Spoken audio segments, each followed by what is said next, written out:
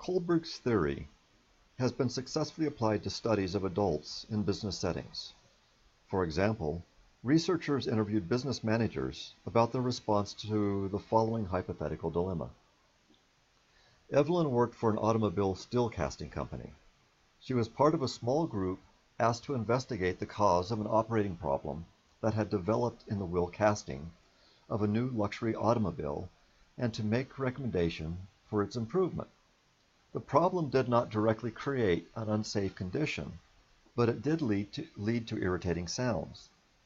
The vice president of engineering told the group that he was certain the problem was due to tensile stress in the castings. Evelyn and a lab technician conducted tests and found conclusive evidence that the problem was not tensile stress. As Evelyn began to work on other possible explanations for the problem, she was told that the problem had been solved. A report prepared by Evelyn's boss strongly supported the tensile stress hypothesis. All of the data points from Evelyn's experiments had been changed to fit the curves, and some of the points that were far from where the theory would predict have been omitted. The report proved that tensile stress was responsible for the problem.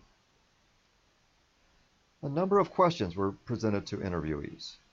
For example, they were asked whether Evelyn should contradict her boss's reports and why. We will use this hypothetical dilemma to understand the theory and how responses to the above question help identify an individual's placement in Kohlberg's moral theory. Level 1. Preconventional. A Level 1 individual, labeled preconventional level and including stages 1 and 2, is very self-centered and views ethical rules as imposed from the outside of self.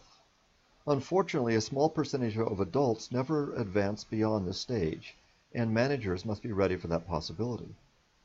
Stage 1 individuals are limited to thinking about obedience to authority for its own sake. Avoiding punishment by authority figures is the key consideration. It's easy to imagine a child thinking, I should share my toy because if I don't, my mom will yell at me. A stage 1 response to the Evelyn situation might argue that it would be wrong to contradict your boss because she must obey her superiors and she would certainly be punished if she disobeyed. A stage 2 concern personal rewards and satisfaction becomes consideration in addition to a kind of reciprocity. What is right is judged in terms of you scratch my back, I'll scratch yours, reciprocal relationship. A stage 2 child might think if I share my toy with my brother, he might share his with me. A stage 2 response in the Evelyn situation might argue that Evelyn should support her boss because he is responsible for her performance appraisals, and if she lets this one go, he might overlook some of her problems in the past.